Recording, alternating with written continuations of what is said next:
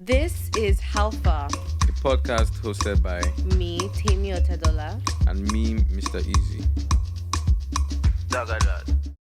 Tosin. Hey, Temi, what's up? Tosin, how far? It's a very bubbly. What day is this? Whatever day. I don't even know what day it is, but it's a bubbly morning with the sun shining in London. So, you know how you and I were talking about how in all the movies about London, it always shows London as very bright and sunny. Yes. But in reality, London is not always bright and sunny. It's false advertising.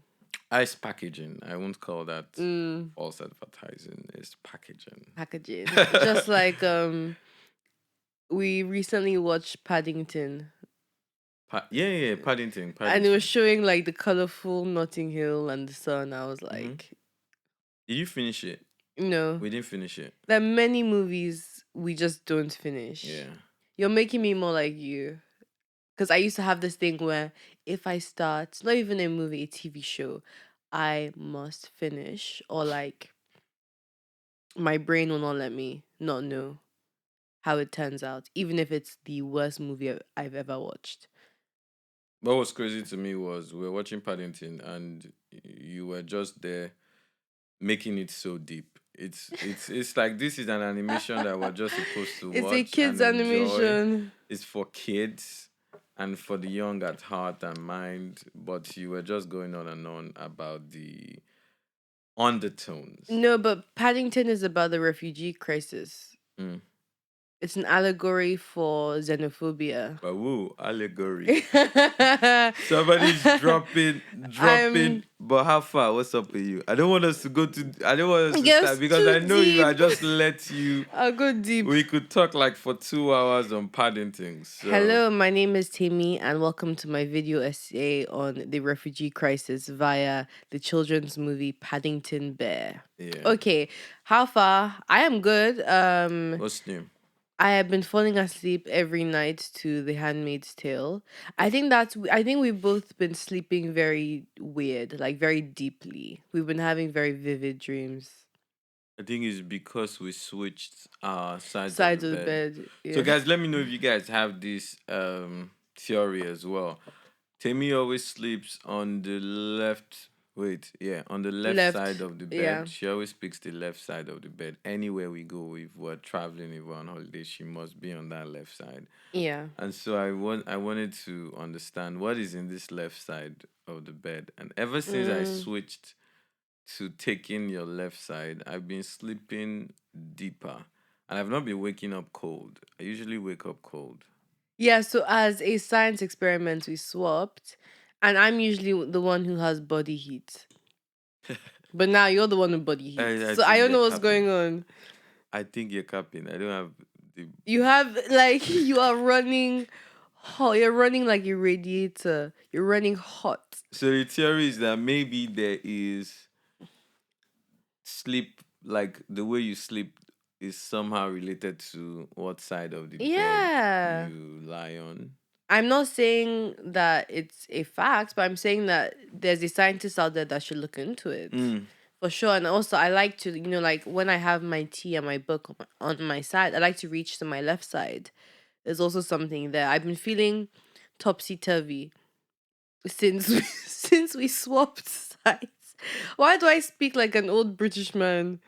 I don't know. Somebody should look into that. But it's very interesting. So apart from switching different sides of the bed, I want to call Timmy out on this podcast today. I hope you guys are ready for this. Here we go. I'd like to break the news to everyone listening to this podcast. Now, Temi doesn't like to shower. Here we go. Here we go. And she's going to accuse me and say the same thing about me. Do you know what? This is a call out, and this has come from nowhere, and I actually I refuse to be part of this narrative. Because I feel like recently, in the last year, you've had all these Oimbo celebrities coming out, Ashton Kutcher, all these people coming out and say that they only shower or they only wash their kids when they see dirt on their body. Yeah. We are not part of that narrative. Oh, no, it's not. It's not. I shower every day. Tosin, Tosin, you just like to make fun of me. And basically, if I've taken a morning shower, but you decide to take a night shower, you are now a better person. 1000%. It's just like in this war, it's just about who had the most recent shower. Yeah. Because you know why what is this becoming a thing? I think it was because like for a long time you used to look at me some type of way because I didn't shower before I slept. Because like when you're about to sleep, you shower. You want to be clean. You actually moisturize. I moisturize top to toe. The first day I saw somebody moisturize. And sometimes I'm like sliding around because I'm so moisturized. I'm like, why is somebody moisturizing to sleep? The only time I remember showering consistently, obviously when you go out and you come back, you shower before you sleep. But like the only time I can remember having to shower 2 times, I can remember having to shower every day before I sleep was one when I was a kid. You know, when you're a kid in Nigeria, your mommy will bath you, and then they'll put dusting powder on your body, and you'll be all white, and you go and you wear your pajamas and you go and sleep. So that time every night Why do we do the powder? Is there a reason for that? I don't know. I think it's because of I think it's heat, because the dusting powder helps with heat and rashes. I have like that smell of dettol is just in my nostril. Like, you know that dettol smell? Yeah. With the bucket, like, you know when it's mixed in the bucket. There's nothing that can take away that smell from me. I don't know. Is it that we truly need? I think that's one of the things. Like growing up Nigerian, that's one of the things that's very common to a lot of people using dettol. Is it? And it's like since I came to the UK and since I started traveling for the past like 6 years, I see that nobody puts the dettol in their. That's true. Nobody puts dettol in a bucket.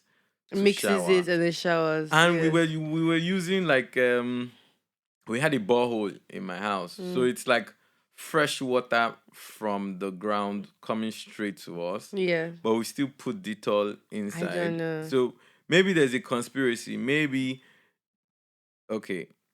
they've just sold to us that we must always put that in the water. Maybe the advertising for dettol was so good that all parents just started putting dettol in the water.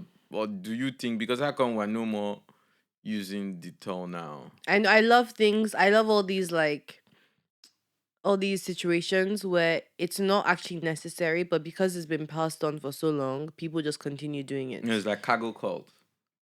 Exactly. Yeah, it's like we're just doing it, but why are we doing it? Why are we doing it? When you think about why are you doing it, like it's just because it's been passed down and people don't question. Okay, here is a point I want to make to our audience: question everything. Question everything, because you've been doing something your whole life does not mean it's the right thing to do, and all because you haven't does not mean it's the wrong thing. Yeah. I mean, like, it was not so long ago that this is too deep, but it was not so long ago that I'm trying to find a lighter example that for example, you know how they said if you crack your knuckles, you get arthritis. Yeah. That's just, those urban myths. You don't really know if that's, but let's ask a doctor. I don't know. But that will always stay in my mind. Yeah. Or like if when I was in school and they said, if you leave your bed, you'll find a monster under your bed. These are just things told to children to keep them in bed at night. Do you understand? So do you think, before I ask you the next question, I just want to state it very clearly here that number one, this is not a dettol advert. This is not us saying people shouldn't use dettol.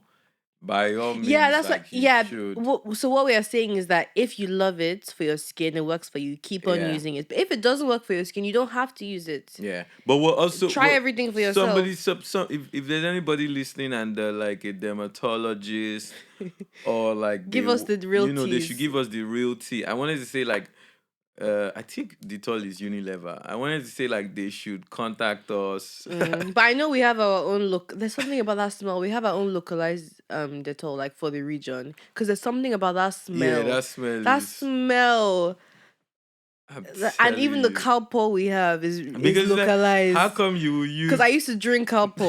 Like, I would just down it. I know it was giving me one codeine high, but I didn't know what it was as a kid, and it was so syrupy and sweet. What's that? Cow paw. What's Calpol? Or the cough syrup, Calpol. I mean, I don't know that one. Was there any medicines you liked? Medicines I liked. Me, I didn't like medicine. Like But there was one strepsils? multivitamin that they used to give us. It was Yeah. sweet. Like I used it was almost like Ribena. Yes, I think we're talking about the same Yeah, maybe thing. it's the same It thing. was like Maybe. a purple liquor. Yeah, I It's a think liquor, so. like it's a cocktail. I definitely think so. Did you ever use you still use black soap? Yeah, so I was about to say, what's your shower routine? Yeah. Because mine is in my shower. I just have a slab of black soap, and then I rub my sponge on it, and that's it. Like it's not even liquid black soap. It's just like a slab from the ground of black soap. By the way, when Temi says black soap, she's like to let you understand. It's like Dudu Osun. You know, like Mm, that soap, that black traditional black yep. soap that grandma will bring from the village, Yeah. and that's what Temi uses Yeah. I'm not gonna be humble. to shower. How soft is my skin?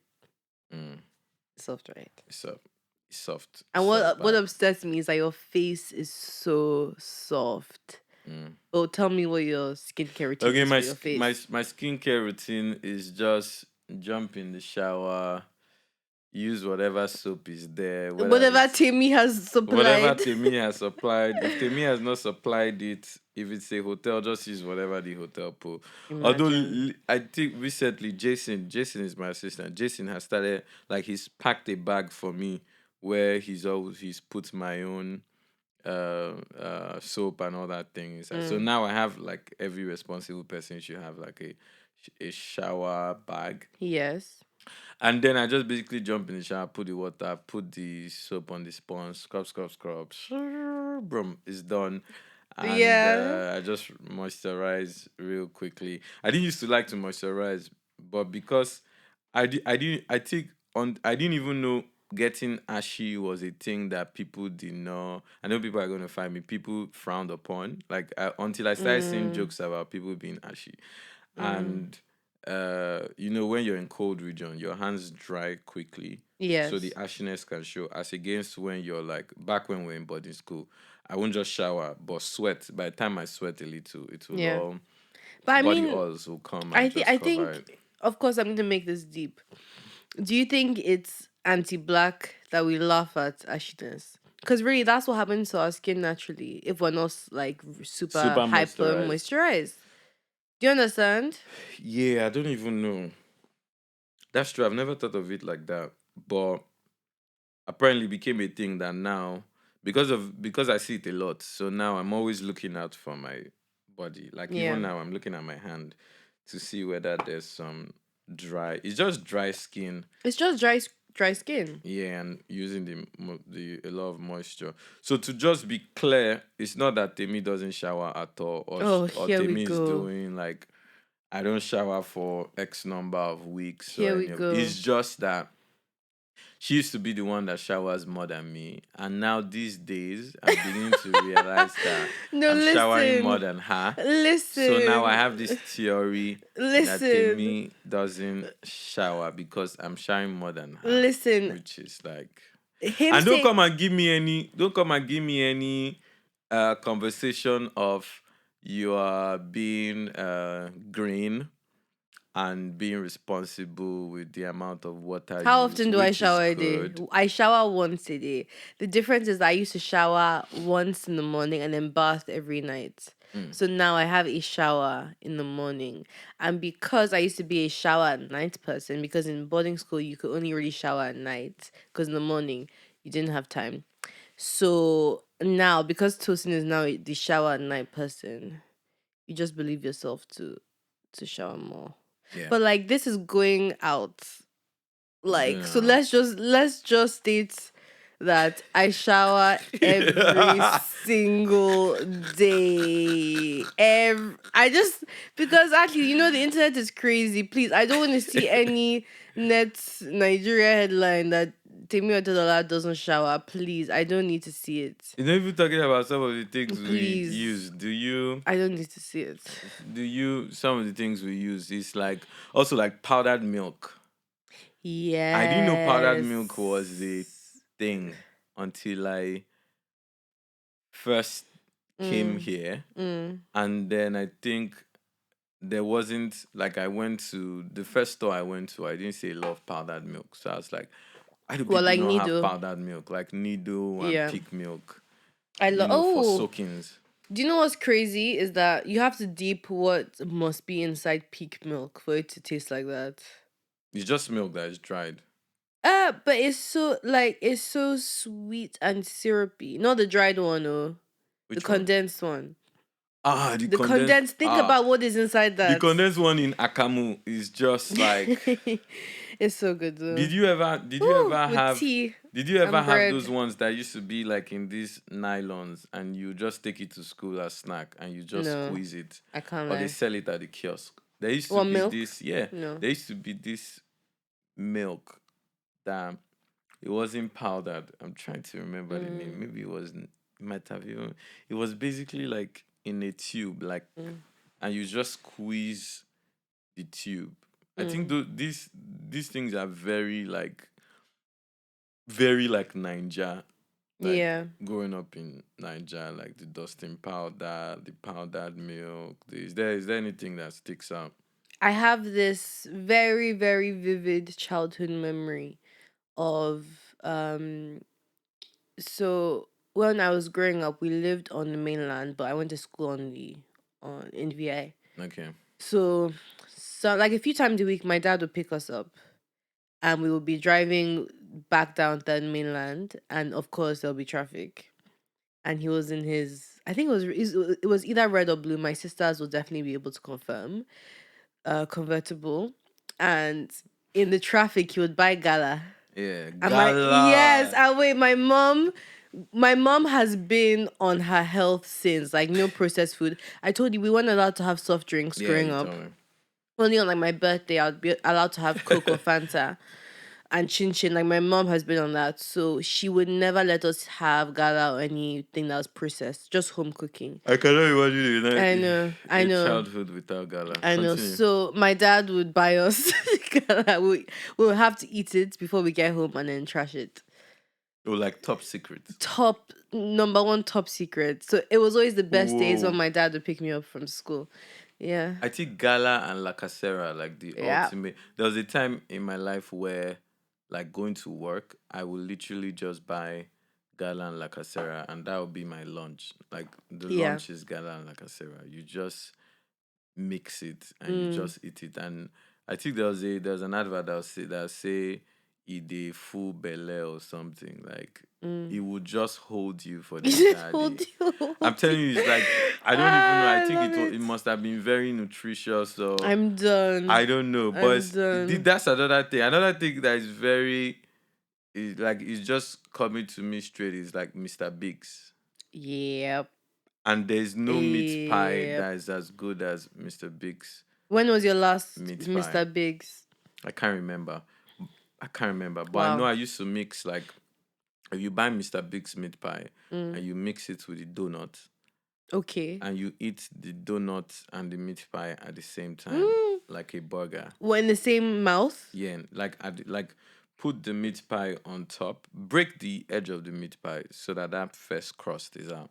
So now you're on the place that has meat. Then put the Mr. Biggs donut. It has to be Mr. Biggs donut. The one where in the middle they'll put the jam in the middle, Oh and wow. then just Okay. bite it at the same time like a burger.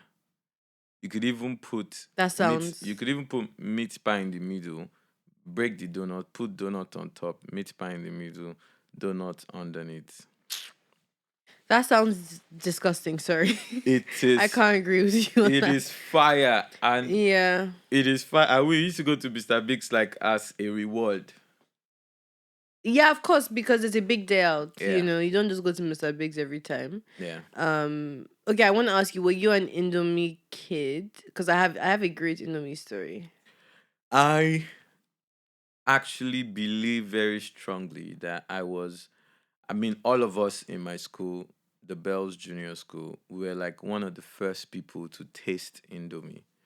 The Indomie that got served in uh in in Nigeria, because the Bells is in Ota and Indomie is in Ota. That's where the factory is. So I remember very vividly that time they came to our school and they picked students from different classes and they made us. Now that I'm thinking of it, we were doing testing. Was that even approved? Maybe they must have. I'm sure they I'm must have gotten done. their NAFDAC approval at the time. But basically, they wanted to roll out the flavors and they will make us taste the different Indomies and we'll Yeah. select which Indomie which flavored we liked. Yeah. And I think it was very based on that they rolled out um the Indomie flavors or new Indomie flavors. So at some point, I like to brag, and I'm sure the name of the company is D United, is in Otta. I'm sure if anybody wants to fact check, they should fact check. I believe that I must have been instrumental in selecting me and my friends, not just me, in the Bells Junior School, must have been instrumental in selecting some Indomie flavors that got released. Yeah, What's your but Indomie story? okay, number one, not me thinking that Indomie obviously is not Nigerian, but I thought it was Nigerian because it's so heavily consumed in Nigeria. Where's it from? Indomie. I've seen Indomie in Dubai as well, but the Indomie in Nigeria is a different Indomie in terms of the packaging, the spices, Yeah, but where's it from? everything. I think it's an Indian company. Okay, that makes sense. Yeah, but Okay. it's been at least what was sold in Nigeria was very specific to our taste buds. Yeah, it's the same way like when I found out that other African countries obviously drink Milo, but they're calling it Milo. And I was like, what is Milo? But I was like, oh, that's Milo.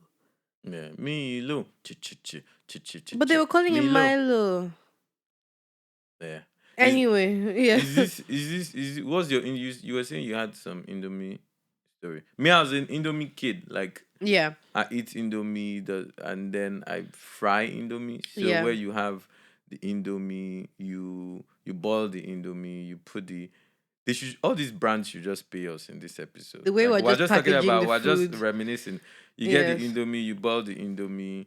When you boil the Indomie, you don't put any of the spices. You just boil it to the point where it's like al dente, Mm. and then you put some oil in Did you the just say al dente? yeah, I'm finished. and then you put some oil in the pan, Stop. and in that oil in that you put some oil in the pan until it's very hot, but you put the al dente Indomie into a bowl, and then you put eggs inside. You break eggs, you put it inside, and you put all the Indomie spices, Mm. and you put some curry so that it can turn green, Mm. and you whisk everything This is too together. bougie for When me. you whisk everything together, when the oil is like just small oil, when the small oil is like really hot, you just pour everything into the pan, and you just like, Okay, and so then when it's done, you put it in the middle of bread, and with a big bottle of Orobo Pepsi. Woo! okay, that's a very serious Indomie. My Indomie story is a lot more basic, a lot more to the point. Yeah. I mean, that actually sounds good, but now as an adult, the way I like to eat it is it should just be cooked with the spice in the packet. I don't want to see any chopped red pepper, any chopped green pepper. I don't want to see anything Basic. inside. Base. It should not be watery. It should just be, when it's just soft. Mm-hmm. Wait, I'm actually salivating. When it's just soft, but there's no extra water. Yeah, it's dry. Ooh. Anyway, so as I said, my mom was on that health thing before it was cool to be healthy, right? So when I started going to the American International School in VI, we were already obviously around a lot of international kids. So Yeah. that's when we started hearing about American food and American culture, and a lot of them were like the cool kids who they will have Blue Bunny after school. You know Blue Bunny ice cream. No. Okay, they'll have blue. Anyway, it was just a I'm a whole. Songo kid. I don't know Blue Anyway, it was just a Bunnies. whole other vibe. Anyway, it was just new vibes. Anyway, so we realized that these kids, their parents would just give them Indomie packets for lunch, maybe thinking that the school would then make it fresh. I don't know, but I would come with my lunch from home, and then it was just so cool because they would just open the Indomie packet, Mm-hmm. pour the dry pepper on it, and eat it crunchy like a biscuit. And that's Yeah, how they were you eating tell it. me. And those were like those were the bad bitches in You school. just put the the spices, spices on the and raw eat it like noodle. You biscuit. eat it like biscuits, and so I would basically just get my friend to share hers with me, and I won't eat my lovingly prepared home cooking. I would just probably trash it. Imagine just so I could eat raw Indomie with all the Mm. cool kids. It just shows you that children do not appreciate their parents. Cause now I cannot imagine making home lunch for my child and then they're trashing it to eat Indomie. Yeah. And Maryland cookies. Yeah. Ah, Okay. that was my Yeah. jam. It was What? sardine was like any canned food was contraband in my secondary school, and boiling ring was also contraband. But we'll sneak in boiling ring and sardine and Indomie. I think even Indomie was contraband at some point, which is like just weird. And we will put water in the kettle and put the Indomie with water, and we'll put the boiling ring. The boiling ring will heat the water and cook the Indomie. We'll cook the Indomie Mm. with boiling ring. And that was crazy as fuck because it could even if you like, especially when you're using the metal buckets. Anybody that went to Niger boarding school knows those metal buckets. Like, you could actually electrocute yourself, and if you use the rubber bucket, you could cause a fire. Damn. But if you do the skill well, you can put it, and then you put the geisha or the sardine at the end and turn it. And we're making Indomie on the low in school. Some It contraband was, Indomie. yeah, classic. And like mixing the Milo and milk, we put it in a paper, and then we iron it. You iron the milk, the powdered milk What? and the Milo. Yeah, you iron it, and then it becomes a cake, and then you eat that cake. But this is giving, how in prison they've invented so many ways of making. This is giving prison food. I Like think prison wine. You know how there's like, oh, they make wine from fermenting juice and stuff. yeah. This is what it's giving. But I think because we're taking a walk down memory lane this Yeah. episode, I wanted to ask you, who was Tosin? Like, who were you in uni? We've talked about maybe when we were like 5 to 10. Yeah. We're gonna skip maybe 10 to 15. I want to hear about like 16 to 20-year-old Tosin. Any like fond memories? Anything that has changed about you?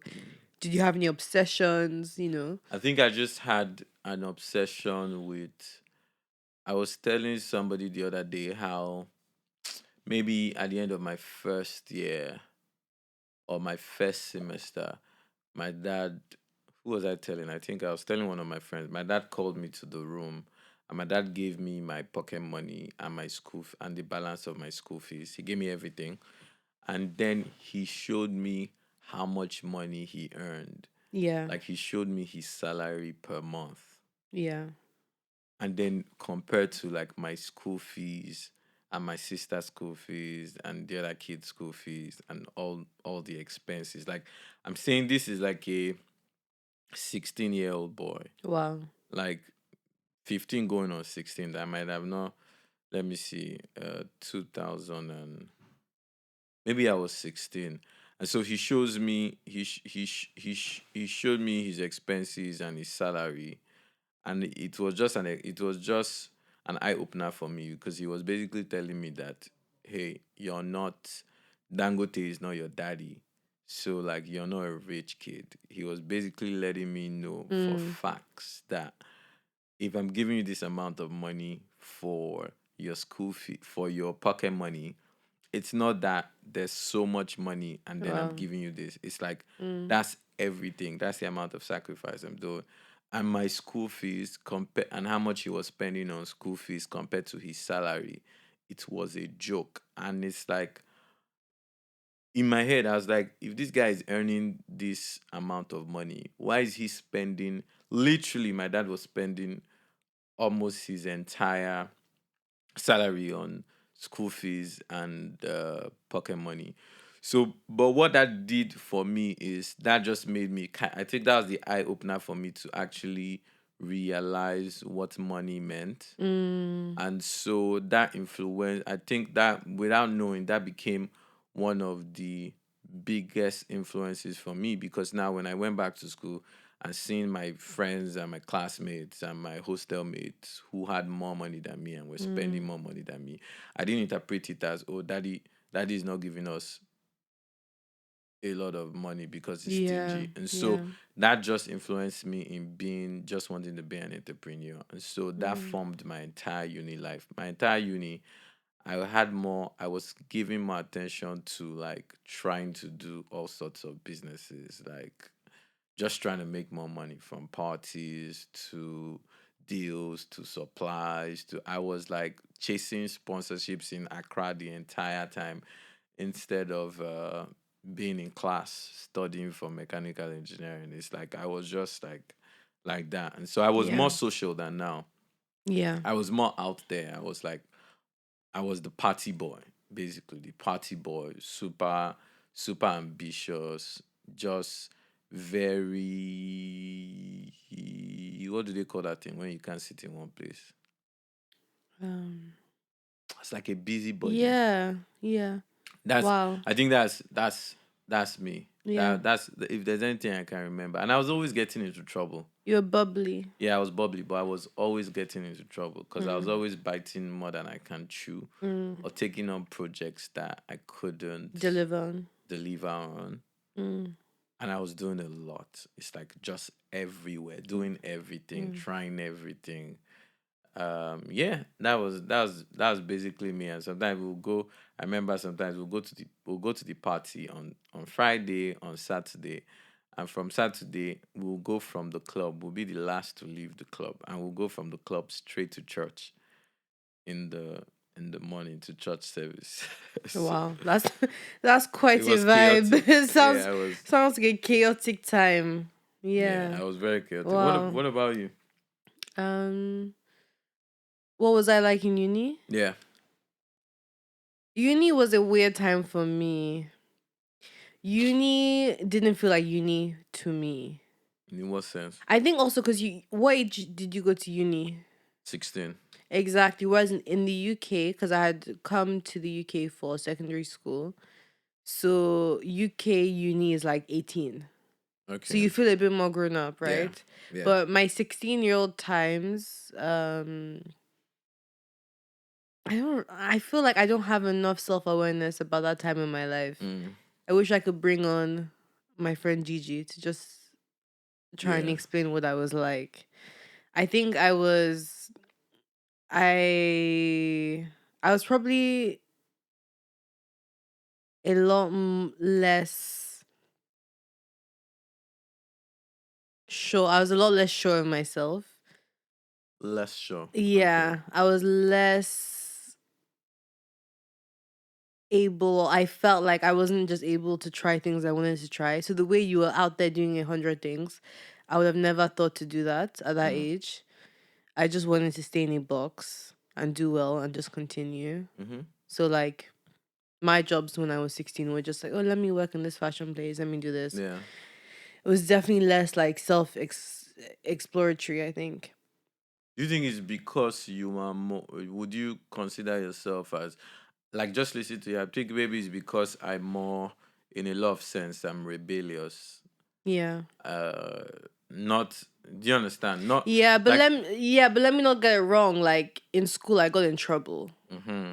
Like I wasn't like I Because you're painting a picture no, of no, you no, are I was just not an focusing angel. I wasn't an angel. and doing your No, no, assignment and turning no, it no, in no, on trust me, no, no, time. it wasn't like that. I mean, in when I was in boarding school, I would get like headmaster's attention and stuff. Yeah. I did pretty well academically, but I wasn't an angel. I wasn't just like sitting in my room and not doing anything. No, we were out here. We've been out here. You've been in the streets. You mentioned Gigi. Yeah, How long have you known Gigi? since I was maybe 8 years old, 8. I even nine thought it years was old. uni. No, maybe 9 years old. So I you've didn't know Gigi in uni. so you've had so basically you've had friendships that have lasted. You have some Over a friendships decade. that have lasted over a decade. It'll be like 2 decades soon. That's amazing. Yeah. Yeah, how I think like my friendship groups are I've either known them since I was 8 or 9, or I made a lot of really close friends as well when I was like 15, 16. And then to be honest, like I don't have that many new friendships. I Mm, don't. I have a few, but like my strongest friendships are the ones I've had for about 10 years. mm. What about you? Before you come to me, but have you okay, let me answer your question. For me, I think that my strongest friendships, I'm just trying to remember. My strongest friendships are friendships I had. I feel like one of the most defining times of my life has been like post uni. So post uni, I Yeah. was in like this incubator program for like I think 3 years, Yeah. and some of the friends I made there are the closest friends to me, like the ones that I can call if she hits the fan, and the ones I could actually listen to, Mhm. and the ones that like I could speak freely to. So for instance, you always hear Manny. Manny's the one I always talk to about like Manny. We went to see Manny and his kid and the dog and his wife in 1004. Oh, yeah, of course. Yeah. Yes, Yeah. so like somebody like Manny, and it's like all these Oh, friends are older where than did me. you meet him? So I met Manny in 2013 when I was in the incubator program. Okay, yeah, one thing about you that's interesting is that all 80% of your friends are like 10 years older than you. Yeah, I think I do better with Older people. friends that are older than me because like it's it's easier to set boundaries. Ooh, is that manipulative? Mm, Be self-aware about it. manipulative in what Like sense? because you have hard boundaries, you're not willing to be flexible about it. So you want people who are older. Or is it just like actually your aura works better with people who have those like family boundaries and more mature boundaries? To be honest, I think it's a mix of the two. If I want to be Yeah. like 100% um honest, which I should be, is that I don't think I'm good at friendships that seem that are like boundaryless Mm, or that seem one-sided. yeah. So like, and this is I don't know if this is good or bad, but it's like I like friendships where like there's mutual like, and like in terms of respect, like I respect you, you respect me. In terms of input, you're giving, I'm giving, Mm, you're taking, I'm taking. And usually it's like that happens more with the older people because yeah. first of all it's like this person is older than me, so first, like as a Niger boy, anybody that is older than you, you're already looking at the person just culturally as an egbon, like Mm, this is my older one, so there's that respect boundary already because the yeah. person is older than me. And secondly, if the person has done things that I've not done, Yeah. or be it like they're married, I'm not married, um, they have kids, I don't have Yeah. kids, they've built stuff. Yeah. It's Can I jump usually in? yeah, I feel like you are just if you come from that mindset of I want to be the least intelligent person in the room, yeah, right? Like you yeah, want to surround yourself with someone who makes you a better person. yeah. And And who if puts me on my toes? yeah, and if you're the person in the room who everyone is looking to, you're like, oh, this is a waste of time. Yeah, Not a waste of or time, or like, yeah. what am I really? How am I growing? Yeah, because it starts Yeah, to. I know. There's an ego trip that comes with when, like, all your friends look up to you yeah, in the sense that yeah, they have to rely on you on maybe money Yeah. or the job, Yeah. or your say is always the final say. Like Mm. there's an ego trip. There's Yeah. a I'll just be in just being honest. There's like that power element you feel Yeah. where you're the alpha of the setting. But I don't think in like for where I am now, I don't think that is a healthy place or a healthy kind of relationship to be. And for most of the friends that used to be like that, in the sense of our age mates, we all grew up together. I think the issue was we started to work together, and we there was no proper boundary setting.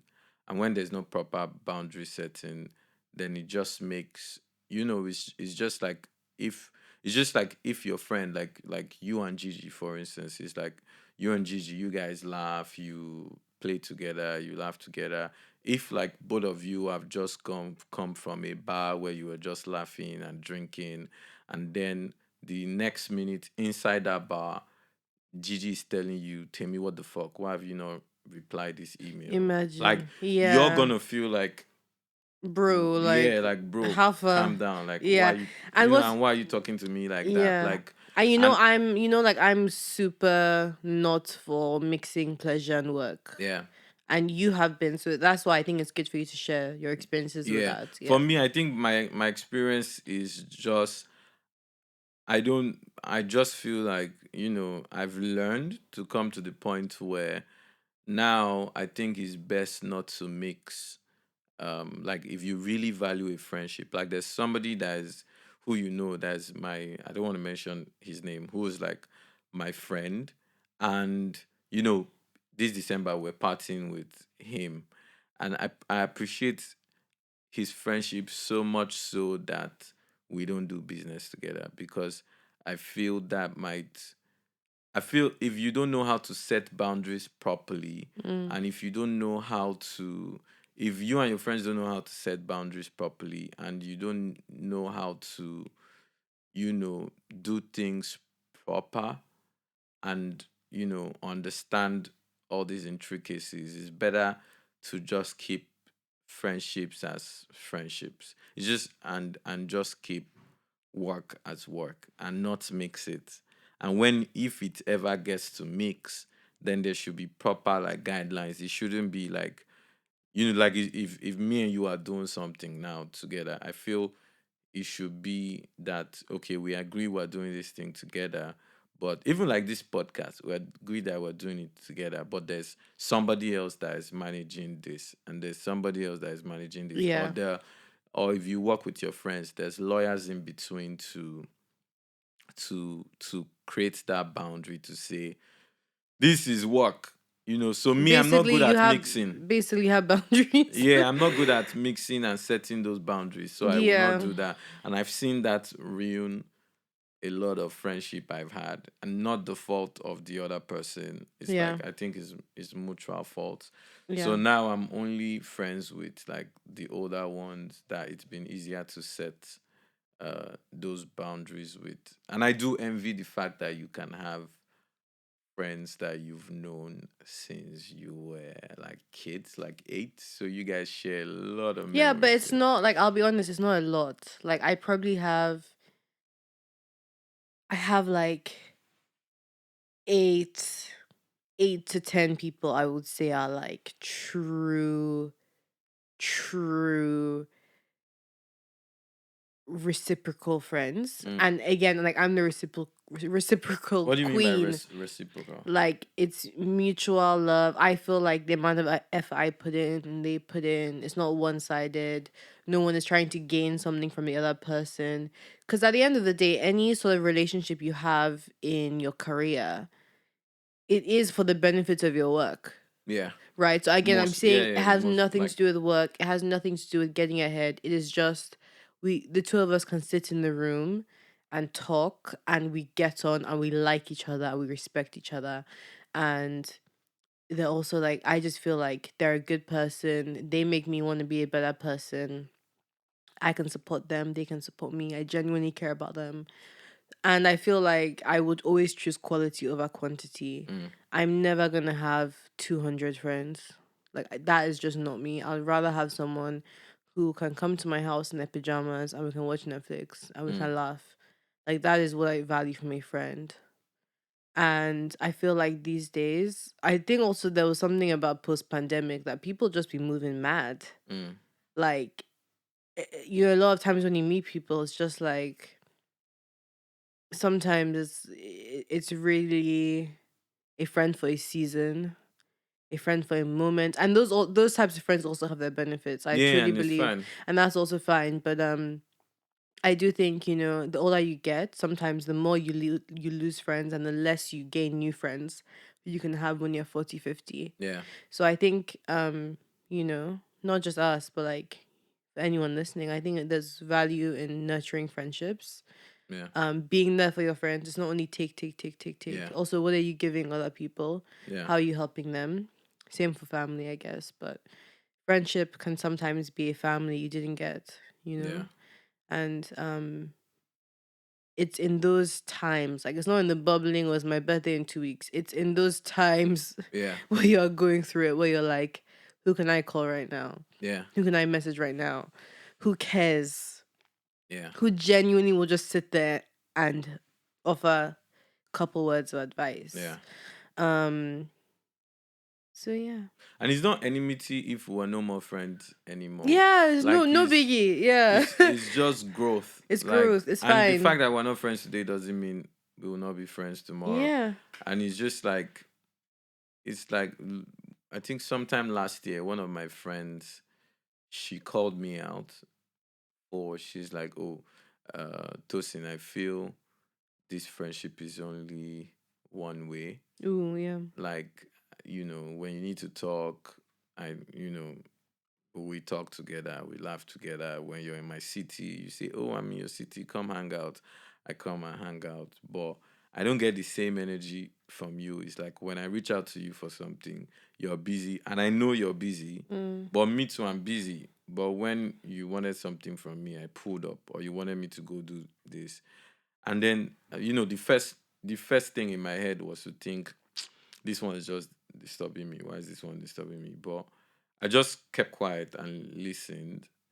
And then I didn't apologize immediately. I just didn't reply. And then I just thought about it. And then I said, this is actually true. Like, I've actually been the one just receiving, receiving, receiving, receiving, receiving without giving. And I appreciated it. And I'm like, okay, so if this is what you want from this friendship, okay, I can give. If you want more, I'm not going to be able to give Wow. more than this. But for this basic stuff, if that's fine with you, like mutual checking on each other to see how we're doing, and mutual, just that, even if that's the basic thing, then why not? Like, if I can say, oh, help me do this, you should also be able to say, help me do this. I don't know if you Yeah. get what I'm saying. No, I completely get what you're saying, and I think she's a real one for just telling you how she felt Yeah, she because called me out straight up. I found that sometimes I'm like, oh, I feel like someone has done something to me I didn't like, but guess what? It's actually my fault and my responsibility if I didn't confront them about it. Yeah. And I'm so much of a non-confrontational person. Like I really cannot stand confrontation, which is so bad. It's so unhealthy. I'm just being self-aware about this. Except Like when it's with your boyfriend, of except course. when it's with you, of course, you will know You can. immediately. But yeah, so someone did something to me recently and like I couldn't even call them up on it. Oh, I'm trying to remember. No, I didn't tell you. Ah. I didn't tell you. You have to tell me And after the podcast. yeah, so I think as much as, you know, we're talking about friendship, I'm always thinking about like how can I be a better friend? Because I know Yeah. I can fall short in that a lot. Um, you know, I think it's always good to just call ourselves out on our own shit, to be Yeah. honest. Like I say, if I don't tell you I'm upset about something, you saw yesterday. yeah. That's actually funny. Yesterday, What? I think if I do say so myself, I'm growing up. Yesterday, somebody had been consistently upsetting me Oh yeah. over 2 years since Yeah. 2019, and we worked together. So I've not said anything about it. I've hinted about it once, and then I could just see that it was. And I was about to sleep, and I just texted the person, and I just said, "Hey, what's up? How you doing? Like, I've not been happy with the way you've been doing this and this and this, and I don't think I'm crazy because you did it this time." I like mentioned 3 different times the person had done it to me, and I was actually thinking the person would actually say, "You know what? So what?" or like be defensive. But the person then said, "Okay, let's get on call and let's talk about it." And when we got on call, I know you stepped into the room, I was like, and damn. I was giving it like I was just saying it as it is. Yeah. And in the end of the day, we trashed it out. And whether the person changes is another conversation. But now that I've trashed it out, I don't have that bad vibe towards the person. And the person has told me, "Oh, I'm sorry. This must have been a misunderstanding. This is why I did this and this. I didn't even interpret it as this. But now I see where you're coming from. And let's have a better way to move forward." And I'm not even going to lie to you. Like, that weight from my chest just like disappeared, Yeah. so, and I want somebody, sometimes like we've just called the person out. It's like if I call you out and you're upset about me calling you out, then if we are truly friends, then let's find Let's have it out, a way baby. to move forward. Yeah. But if because I call you out, you're no more my friend, or because you call me out, Yeah. I'm no more your friend, then it's like. But if I don't call you out and I'm scheming behind you, then is bad vibes. Yeah. It's just All you have to say, or you're thinking about no, this. it's a lot to take in. I feel like today is a day I called myself out. I'm thinking about a lot of different things. But thank you as always for coming on this journey with us. And with that, I say be the best friend you can And randomly be. make sure you mix some gari with milk with Bonvita, sugar, and Wow. granuts, and drink that as you listen to this episode. I name Mr. Big. I name Mr. Big's donut burger. Okay, love you. Bye. Bye. So that's it for this episode of How Far. Thank you so much for listening. You can find all our episodes on Spotify, Apple Podcasts, YouTube, Google Play, and anywhere you listen to podcasts. Don't forget to subscribe to our socials and follow our YouTube channel. Share this episode on your socials and leave us with a review of 5 stars. See you next week.